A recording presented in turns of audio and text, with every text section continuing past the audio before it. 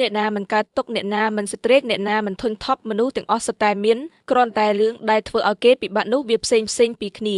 ខុសតែពេលវេលាគ្នាខុសទីតាំងគ្នាតែប៉ុណ្ណោះខ្លួនយើងក៏ដោយបងប្អូនឪពុកម្ដាយយើងក៏ដោយមិត្តភ័ក្តិក្រុមការងារយើងក៏ដោយអ្នកទាំងអស់នោះរួមទាំងយើងផងសុទ្ធតែធ្លាប់បានជួបរឿងសំបំណងខ្លះមិនសំបំណងខ្លះរំជួលចិត្តខ្លះឆេះឈួលខ្លះល្អខ្លះអាក្រក់ខ្លះអត់មានអ្នកណាជួបតែបទពិសោធន៍ល្អៗតែមួយមុខនោះទេ